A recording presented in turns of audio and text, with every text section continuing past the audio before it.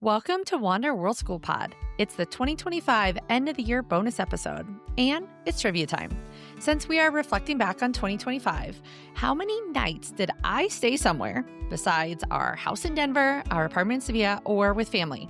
So this includes hotels, Airbnbs, camping, home exchange, house sitting. Stay tuned to the end to find out. I'm SUZY, a travel-loving money nerd, mom of two, and our family lives between Spain and Colorado. On this show, we discuss the stories, logistics, and finances of traveling families and the many ways to learn along the way. Today's special bonus episode is all things 2025 reflections. My husband Mark will join me to discuss our 2025 superlatives. Those are our best of the year travel edition. We will end with a reflection on gratitude, challenges, and what is in store for 2026. But first, this bonus episode is supported by Flow with Connie into 2026. Dear friend Connie is hosting a wonderful way to ease into 2026. Flow with Connie into 2026 is a 30-day gentle, creative email journey and a community for parents who feel stuck. It combines creative reflection, soulful prompts, and AI-guided inspiration that you can complete in 5 to 10 minutes a day. So very doable for busy parents that are kicking off the new year. Connie states that there's no pressure, no catching up, no fixing yourself. This is designed for real parents with real lives, not perfect routines. The program begins January 2026. Check the show notes for the sign-up link and join me and Connie to start 2026 off in a beautiful way.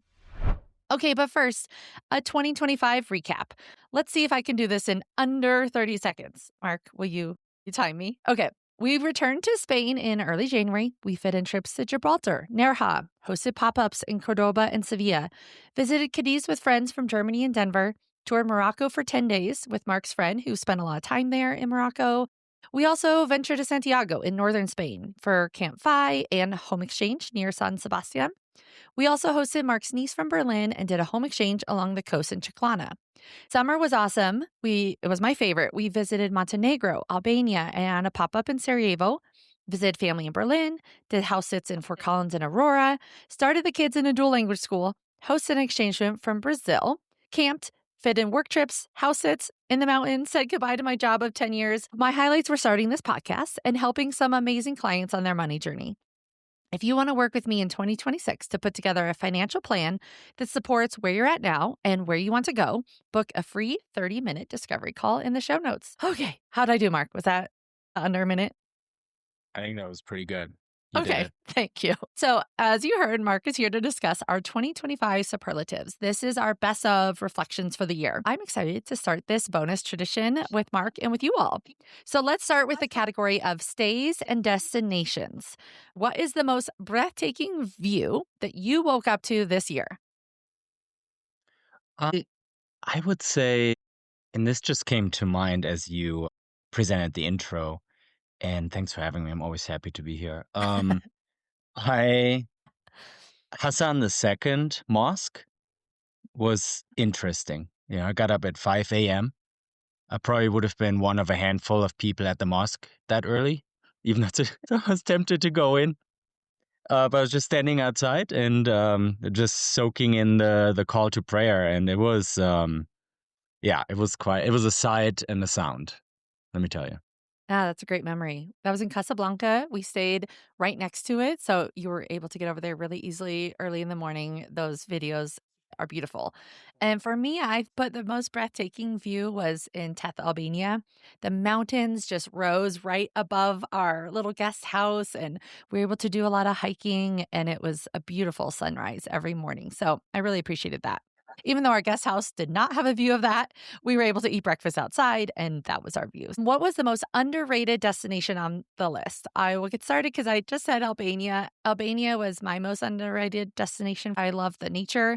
I love the people. We met some really kind families at the place we stayed. I would have liked to explore more of Albania. How about you? The foothills near Golden, Colorado. It's kind of a last minute trip this year, right? You can also add that to most beautiful places to wake up to. I don't know, it's just you're just living here. You take it for granted that you're just surrounded by so much beauty that close to Denver. That house was breathtaking. Yeah, that was the house that we did just last weekend. They had big windows. The view was beautiful. We got to hike at the trail 7 minutes from the house. That was very convenient.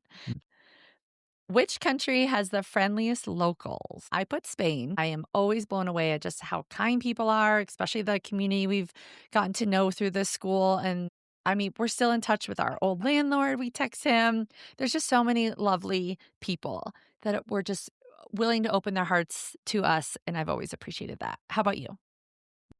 I'd say hands down, yeah. The Spanish locals, they're so friendly and such pros.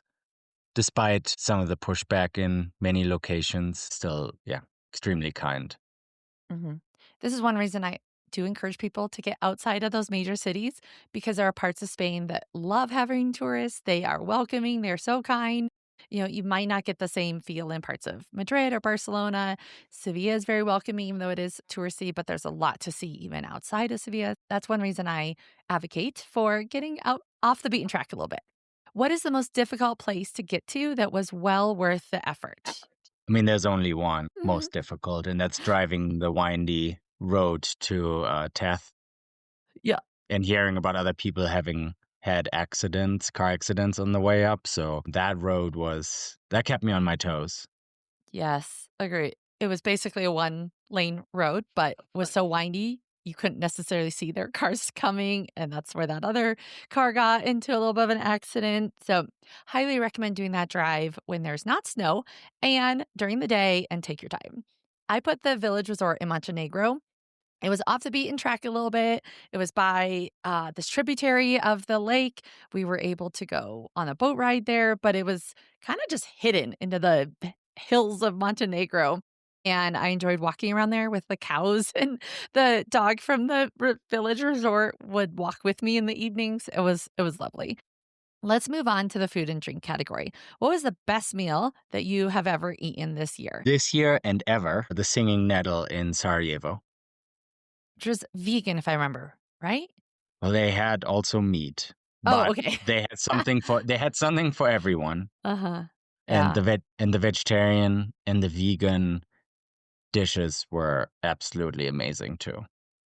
That was a recommendation from families in a pop-up who had been there, and it was a wonderful recommendation. I agree.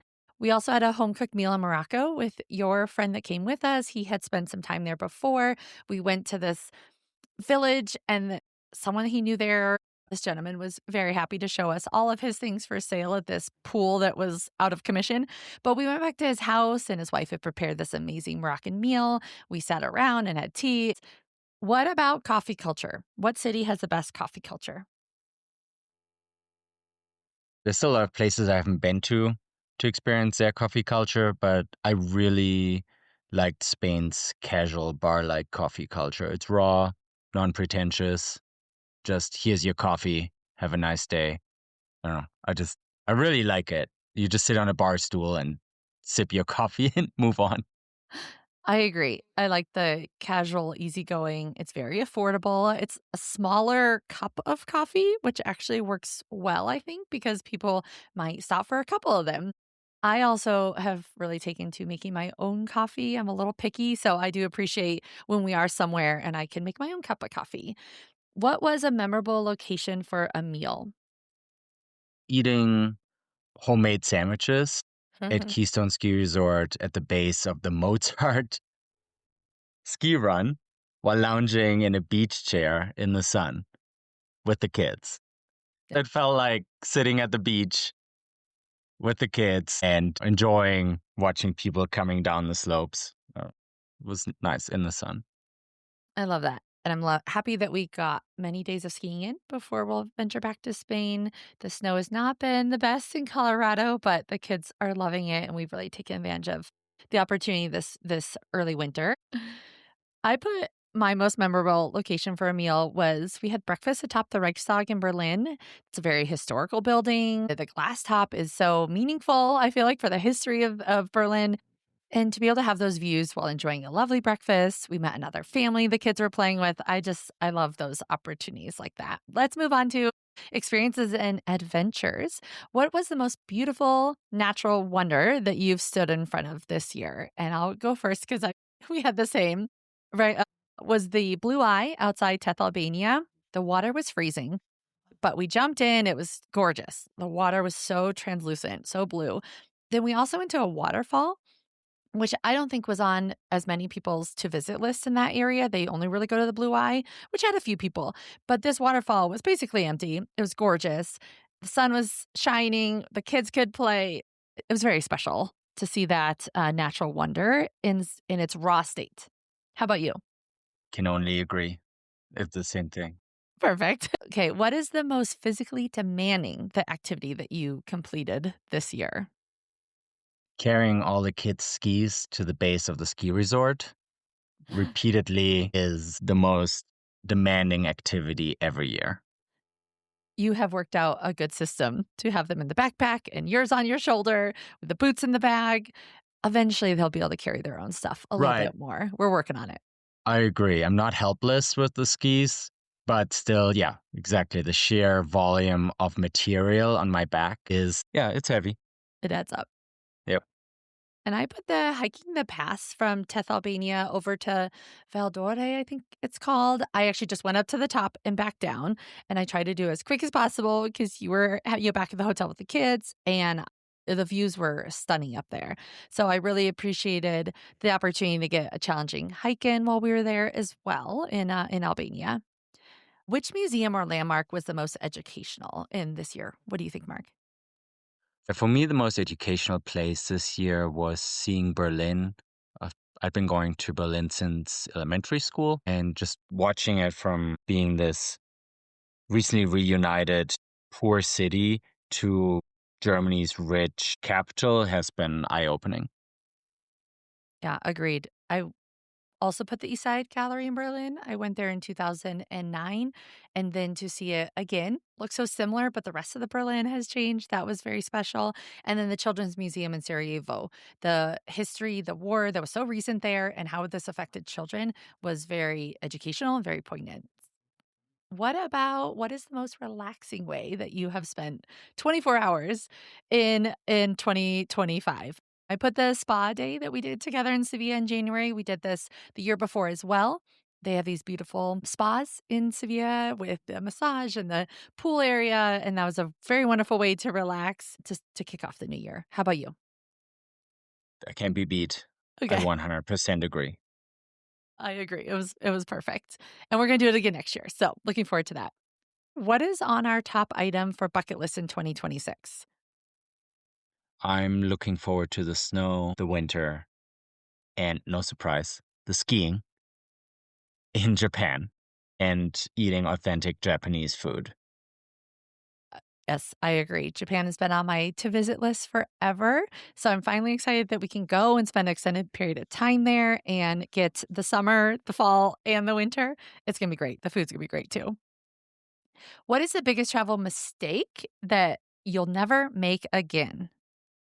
I can say, I can't say never, but I do feel like we always have a lot of stuff. And I feel that right now as we're packing to return to Spain. So it's something I think about a lot is how to manage the stuff and finding a balance between carrying what we need, but also not more than we need. It's an ongoing process. How about you, Mark? I thought doing so many house sits last summer was challenging, especially while working. I would just, I don't know, keep that in the back of my mind and maybe do fewer. Yes, we're looking at a little bit of a different way to manage house sits in the next year that is not so much moving around. What about the most important thing that travel has taught you about yourself? There's always a time and space to kick a soccer ball around, Yeah, that's true. especially when you're with the kids. They've kicked soccer balls in a lot of different countries this year, and it's amazing how that can connect kids to each other. Also, gets them moving, gets them active. You can almost always buy a soccer ball somewhere if you haven't brought one. So that Yeah, it's is a a cheap very, gift. It's a yes, cheap gift to them. So it improves their mood. And once you start playing, it resets their attitude. absolutely. It's a good way to break up some of those challenging moments that do pop up during travel. I would say that family travel has taught me that there are special moments and they come when you least expect it. I do try to keep expectations low. Sometimes we're going somewhere new and I'm really, really excited. And the more I just go in with an open mind, keep my expectations low, I tend to be surprised with the opportunities that present themselves. Which trip provided the best digital detox or mental health break? For me, I went to Camp Fi in Santiago in northern Spain. This was an opportunity to be inspired by a lot of the other people that are doing amazing, cool things with their life. I got to hike, eat, socialize, talk so much I lost my voice, but it also inspired me to start this podcast. So I'm really happy that I had the opportunity to kick that off. And how about you, Mark? I find that when I'm in the mountains hiking or doing other activities, I barely look at the phone or I don't have service. So it's just a forced detox. True. Going places without service does force that upon you. And that's a good reminder of one reason I do like camping. I think that's really helpful to have those built in opportunities to detox the digital Or in the side. winter, it's too cold Yeah, and your I don't want fingers to will, take my gloves off. or yeah, you don't want to drop your phone off the ski lift. Let's look back a little bit. What was your best destination of the year for 2025? I'd say the Balkans. Yeah. I agree. That was a part of the world that, again, I have not spent a ton of time, and there's so much history. It's so rugged. It's so beautiful. It's very affordable. I love that we got to spend a few weeks there, and I would love to go back to that part of the world at some point as well because it's quickly modernizing, and I think it's great to go like Berlin, like before some of those changes have happened, and then maybe see them later. It's just really, really interesting to see those progressions for different parts of the world. What was the smartest travel hack that you adopted in 2025? And I can I, go first. yeah. I found that I have forgotten my chargers in a lot of different places. So when I know it's the last day and I'm unplugging my phone in the morning, I take my charger with me and I put it in my bag. So it's not plugged into the wall and then I forget about it later. So that's one that I'm trying to be better about. I left them in Golden in November. So it's on my mind to prevent it more and more in the future. How about you? I don't think I really discovered any travel hacks this year. I just keep repeating the same mistakes over and over. Okay. Maybe that's something we could aim for improvement in 2026. Let's end with a place that we visited in 2025 that you already are planning to return to in 2026. And I mentioned recently that I went to Santiago. I did Camp Fi there. I did 1 day of trekking on the Camino. And this year I am going to go back. And because of the dates of it, I can go a little longer when the kids are in school during the week up there by myself. I'm going to hike for 3 to 4 days along the Camino. Some of this is in preparation to possibly leading a pop-up hub or a group trip along the Camino in 2027. I want to see how kid-friendly some of these trails are, but I really like the idea of hiking all day, experiencing what the Camino is, but also coming to a hotel or a guest lodge that night where you get a hot meal, a bed. You don't have to carry all that, but yet you can still get the trekking and the outdoor time in. I am excited to see what that is like for us. But how about you? Where would you like to return to in 2026? I would like to return to Sevilla. Great. I We'll arrange that in 2 weeks. Perfect. Well, I can't wait to put the kids back in school. They really seem to enjoy that there, and we can all work on our Spanish. Absolutely. I Yeah. can't wait to get back into that immersion piece. I have grand plans for how I'm going to tackle the Spanish learning starting in January. And our kids are absolutely an inspiration in that regard. They've picked up so much Spanish at the dual language program here. And then, of course, when we're there, I can't wait to continue that for them and for us. But this has been so much fun, Mark. Thank you for joining me. I want to end with gratitude for you, Mark, working around the world so that we can travel more. Gratitude for our extended family support and the love that our kids receive from them all around the world, as well as our kids. They just went with the flow for the most part this year. I mean, they have opinions, and I want to, of course, encourage them to express those, but at the same time, they went with the flow and were super cool in a lot of different unique situations we put them in. There were challenges, of course, like we had to pivot during the Berlin and the Cordoba pop up because there was a lot of rain. Also, kids got sick at inopportune times. Various things led us astray, but overall, we persevered, and I'm very thankful for that. Mhm.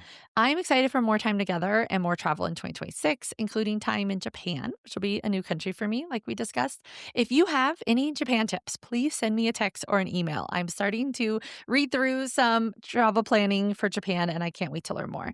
Thank you for coming on and sharing your 2025 superlatives and reflections, Mark. I appreciate it. Thanks for having me. I'm always happy to be here. I'm very proud of what you have built this year in this podcast. Oh, you're so kind. Thank you. So let's answer that opening trivia. How many nights did I spend not in our home in Denver, apartment in Sevilla, or with family? Drum roll. I spent 118 nights either camping, Airbnb, house sits, hotels, home exchanges. So even though we slow travel, we do fit in quite a few excursions into our travels. So I've appreciated that for this past year. Thank you, listeners, for tuning in for this bonus 2025 Reflections episode. What is your highlight for 2025? What is your 2026 travel plans looking like so far? Share it with me and send us a text link in the show notes. Don't forget to check out Flow with Connie into 2026. And as a reminder, please use the links in the show notes to support this show. We'll be back soon with some amazing interviews from families in Taiwan, Costa Rica, and more. Until next time, stay curious and keep exploring. That's a wrap on today's episode. If you enjoyed it, please do me a huge favor and tell a friend or traveling family about the show. And hey, don't miss out on bonus content, behind the scenes, and more on Instagram, Facebook, or Substack. Thanks for tuning in. Go send this episode to a friend. See you next time.